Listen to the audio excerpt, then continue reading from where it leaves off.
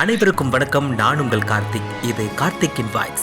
தெனாலிராமன் கதைகளில் ஒன்றான ஒற்றன் என்ற சிறுகதையை இந்த பதிவில் பார்க்க இருக்கிறோம். இது வரைக்கும் நம்ம சேனலை சப்ஸ்கிரைப் பண்ணாம பார்த்துட்டு இருந்தீங்கன்னா மறக்காம சப்ஸ்கிரைப் பண்ணிக்கோங்க. ஒற்றன் சிறுகதை. ஒரு முறை தெனாலிராமன் வாழ்கின்ற நாட்டு மன்னருக்கு அண்டை நாட்டு அரசன் ஒருவர் ஓலை அனுப்பியிருந்தார். அந்த ஓலையில், மதிப்பிற்குரிய ராஜாவிற்கு, உங்கள் நாட்டின் மேல் நான் போர் தொடுக்க உத்தேசித்துள்ளேன். 3வது பௌர்ணமி அன்று உங்கள் நாட்டிற்கு எதிராக போர் முரசு கொட்டப்படும். எனது நாட்டுப்படையை பற்றி நீங்கள் அறியாததா? உங்களுக்கு போருக்கு சம்மதமா? கத்தியின்றி ரத்தமின்றி போர் முடிய வேண்டும் என்றால் நீங்களும் உங்கள் நாடும் என்னிடம் தோல்வியை ஏற்றுக்கொண்டு நாட்டினை என்னிடம் கொடுக்க வேண்டும். அப்படி நீங்கள் செய்தால் உங்களுக்கு உயிர் பிச்சை கொடுத்து நாட்டில் எங்கேயாவது ஒரு ஓரத்தில் நீங்கள் வாழ்ந்து கொள்ளலாம். இப்படிக்கு ராஜராஜ சிம்மன். மன்னர் உடனே அரச சபையினை நோக்கி அவர்களது கருத்துக்களை கூறச் சொன்னார். சேனாதிபதி முதல் மந்திரிகள் வரை ராஜராஜ சிம்மனின் படையை வெல்ல முடியாது என்பதனை ஆணித்தரமாக கூறினார்கள். மன்னருக்கும் தெரியும் அந்த படையை வெல்ல முடியாது. மேலும் போர் ஏற்பட்டால் எண்ணற்ற மக்கள் உயிரை இழப்பார்கள், பெரும் சேதம் ஏற்படும். இதற்கு என்னதான் வழி என்று மன்னர் கேட்டார். உடனே அனைவரும் ஆளுக்கு ஒன்றாக பேசினார்கள். அனைவரின் கருத்தும் போரிடாமல் எதிரிக்கு தலைவணங்கலாம் என்பதே. இவ்வளவு நேரமும் அமைதியாக எல்லாவற்றையும் கேட்டுக்கொண்டிருந்த தெனாலிராமன் பேசத் தொடங்கினார். மன்னா, எதிரி மன்னன் ராஜராஜ சிம்மனிடம் நீங்கள் மண்டியிட்டு விட்டால் நாளைய வரலாறு நம் நாட்டையே கேலி செய்யும். இத்தனை நாள் நீங்கள் பெற்றிருந்த புகழ் எல்லாம் மங்கிப் போய்விடும். மக்களுக்கும் பெரிய அவமானமாகிவிடும். அதற்கு பதில் போரிட்டு மடிந்தாலும் மாபெரும் படையுடன் போரிட்டு செத்து மடிந்தார்கள் என்று வரலாறு இருக்கும். அரசரை தவிர அனைவரும் தெனாலிராமனுக்கு பித்து பிடித்து விட்டது என்று கூறி அவருடன் வாக்குவாதத்தில் ஈடுபட்டார்கள். முடிவில் மன்னர், தெனாலிராமன் சொல்வதில் உண்மை இருக்கின்றது.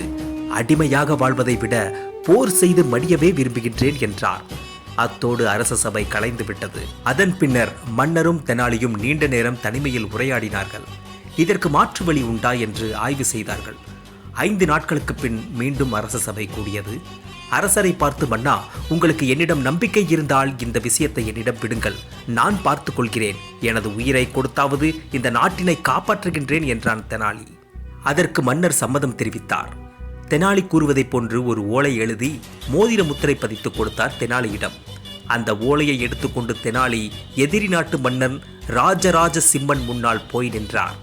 அரசர் கொடுத்த ஓலையை உரக்க பிடித்தார். மதிப்பிற்குரிய மன்னர் ராஜராஜ சிம்மனுக்கு, உங்கள் படைக்கு சற்றும் சளைத்தவர்கள் அல்ல எம் வீரர்கள். போருக்கான நாளை ஆவலுடன் எதிர்பார்த்து காத்து கொண்டிருக்கிறார்கள். உங்கள் படையின் மனபலம் உங்களுக்கு சரியாக தெரியவில்லை என்று நினைக்கிறேன். அவர்கள் எங்கள் படையோடு போர் செய்வதற்கு பயந்து நடுங்குகிறார்கள். எதற்கு கோழைகளின் உயிரை கொள்ள வேண்டும் என்று எண்ணுகிறேன். இந்த ஓலையை எடுத்து வந்த வீரர் எங்கள் படையில் மருத்துவ உதவி செய்பவர். இவரை உங்கள் நாட்டு சேனாதிபதி சண்டையிட்டு வென்றுவிட்டால் எனது நாட்டை உங்களுக்கு பரிசாக கொடுத்து விடுகின்றேன். ஓலையில் எழுதப்பட்டிருப்பதை கேட்ட ராஜராஜ சிம்மன் தெனாலியை மாறி மாறி பார்த்தார். மெலிந்த உருவம் கொண்ட தெனாலியை கேலியாக பார்த்தார். யார் அங்கே? இவனை பிடித்து சிறையில் அடையுங்கள் என்றார் மன்னர். மன்னிக்கவும் மன்னா, ஒரு நாட்டின் தூதுவனாக வந்தவரை சிறையில் அடைப்பது போர் மரபுகளை மீறும் செயலல்லவா என்றார் தெனாலி. உமது மன்னர் உமை எமது சேனாதிபதியுடன் சண்டை செய்யும்படி அனுப்பியுள்ளதாக இந்த ஓலையில் எழுதியிருக்கின்றார். இது தெரியுமா உனக்கு? தெனாலி, அப்படியா மன்னா? எங்கள் மன்னர் இதை பற்றி எனக்கு எதுவும் கூறவில்லை. ஆனாலும் எங்கள் மன்னர் உத்தரவுக்கு கட்டுப்படுகின்றேன். ஆனால் ஒரு வேண்டுகோள். எங்கள் நாட்டு சட்டம் சண்டை செய்யும் முன் சண்டை செய்யும் இருவரும் 3 நாட்களுக்கு சிறையில் இருக்க வேண்டும் என்பதே. அதன்படி என்னையும் உங்க சேனாதிபதியும் சிறையில் அடையுங்கள். 4ஆம் நாள் நான் அவருடன் போட்டி போடுகின்றேன் என்றார். அப்போதுதான் தெனாலி சேனாதிபதியை கண்டார். 7 அடி உயரத்தில் ஒரு மாமிச மலை போன்று இருந்தான் அவன். தெனாலியும் சேனாதிபதியும் சிறையில் அடைக்கப்பட்டார்கள். இருவரும் அடுத்தடுத்த சிறையில் அடைக்கப்பட்டார்கள். இருவருக்கும் இடையில் ஒரு சுவர் இருந்தது. இருவரும் பார்த்து கொள்ள முடியாது, ஆனால் பேசிக் கொள்ளலாம். இருவருக்கும் நன்றாக சாப்பாடு கொடுத்தார்கள். சாப்பாடு முடிந்ததும், இப்போ சாப்பிட்டதை போல்தான் சண்டையில் உன்னை கொன்று உன்னை சாப்பிடுவேன் என்று கத்தியபடி இருப்பான் சேனாதிபதி. சரி சரி, அப்போது பார்த்துக்கொள்வோம் என்று மட்டும் பதில் சொல்வார் தெனாலி. சேனாதிபதி நித்திரையானது. இருவருக்கும் இடையில் இருந்த சுவரை தண்ணீர் ஊற்றி மெல்ல மெல்ல கரண்டையால் சுரண்ட ஆரம்பித்தார் தெனாலி. விடியும் போது ஒரு அடிக்கும் அகலமான அகலம் கொண்ட சுவரை சுரண்டி மெல்லியதாக ஆக்கிவிட்டார். இது ஏதும் சேனாதிபதிக்கு தெரியாது. மறுநாள் சாப்பாடு சாப்பிட்டு முடிந்ததும் சேனாதிபதி கத்த ஆரம்பித்து விட்டார். உன்னை கொல்லுவேன் தின்னுவேன் என்று. சரி சரி சேனாதிபதி, நாளை சண்டையின் போது அதை பார்ப்போம். இப்போ நான் வெற்றிலை சாப்பிட போகிறேன். உன்னிடம் சுண்ணாம்பு இருந்தால் தா. சுண்ணாம்பு இருக்கின்றது, எப்படி தருவது என்றான் சேனாதிபதி. இதோ விரலில் பூசிவிடு என்று தான் சுரண்டிய சுவரில் கையால் குத்தினார். தெனாலியின் கை அடுத்த பக்கம் வந்து விட்டதை பார்த்து பயந்து விட்டான் சேனாதிபதி. சேனாதிபதி சுண்ணாம்பு பூசிவிடும் போது அவன் கை நடுங்குவதை கவனித்த தெனாலி, என்ன சுவரை உடைத்ததற்கே இப்படி பயப்படுகின்றார்? எங்கள் நாட்டில் நான் ஒரே அடியில் ஒரு யானையை கொன்று இருக்கிறேன் தெரியுமா? நான் எல்லாம் சும்மாதான். எங்கள் சேனாதிபதி யானையை தனது ஒரு கையால் தூக்கி சுற்றுவதை நீ பார்க்க வேண்டும்.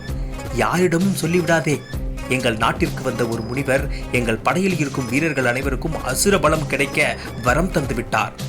அதன் பின்னர் தான் எங்களுக்கு இப்படி அசுர பலம் கிடைத்தது என்றார் தெனாலி. எல்லாவற்றையும் கேட்ட சேனாதிபதி பயந்து விட்டான். மறுநாள் நாட்டு மக்கள் அனைவரும் சண்டையை காண வந்திருந்தார்கள். மன்னர் தனது வாளை சேனாதிபதிக்கு கொடுத்து தலையை கொய்து விடு என்றார். தெனாலியை பார்த்து, உமக்கு என்ன ஆயுதம் வேண்டுமோ கேட்டு வாங்கிக் கொள்ளும் என்றார். மன்னா, எனக்கு ஆயுதம் வேண்டாம், ஒரே ஒரு வெற்றிலை மாத்திரம் கொடுக்கல் போதும் என்றார். மன்னர் சிரித்து கொண்டு ஆகட்டும் என்றார். 2 வீரர்கள் ஓடி வந்து ஒருவர் வெற்றிலை கொடுத்தார், மற்றவர் சுண்ணாம்பை கொடுக்க போனார். சுண்ணாம்பை சேனாதிபதியின் நெற்றியில் வையுங்கள், நான் எடுத்துக்கொள்கிறேன் என்றான் தெனாலி. சேனாதிபதியின் நெற்றியில் சுண்ணாம்பு வைத்ததும் தனது கை முட்டியை முறுக்கினான். அவ்வளவுதான். ஐயோ, என்னை ஒன்றும் செய்து விடாதீர்கள் என்று தெனாலியின் காலில் விழுந்து விட்டார் சேனாதிபதி. மன்னா, இவர்கள் நாட்டின் மேல் ஆசைப்படுவதை விட்டுவிடுங்கள். இவர் ஒருவரே நம் படையை அழித்து விடுவார் என்று எல்லாவற்றையும் சொன்னான். சுவரை போய் பார்த்த மன்னரும் உண்மை என்றே நினைத்து விட்டார். ஒரு குதிரை வண்டியில் நிறைய பொற்காசுகளை தெனாலியின் மன்னருக்கு பரிசாக கொடுப்பதாகவும் தன்னை மன்னித்து விடும்படியும் மன்னர் ஓலை எழுதி தெனாலியிடம் கொடுத்து விட்டார். வெற்றியோடு திரும்பும் தெனாலியை வரவேற்க மன்னரும் மக்களும் எல்லையில் காத்திருந்தார்கள் என்று கூறி இந்த சிறுகதை நிறைவு பெறுகிறது. அன்பர்களே, நண்பர்களே, இந்த சிறுகதை உங்களுக்கு பிடித்திருந்தால் ஒரு லைக் பண்ணுங்க, உங்க ஃப்ரெண்ட்ஸ் அண்ட் ஃபேமிலிக்கு இதை ஷேர் பண்ணுங்க. மறக்காம நம்ம சேனலை சப்ஸ்கிரைப் பண்ணி நம்ம கார்த்திகின் பைட்ஸ்க்கு உங்களோட சப்போர்ட்டை கொடுங்க. மீண்டும் அடுத்த பதிவில் உங்களை சந்திக்கிற வரைக்கும் உங்களிடம் இருந்து விடைபெறுவது உங்கள் கார்த்திக். நன்றி, வணக்கம்.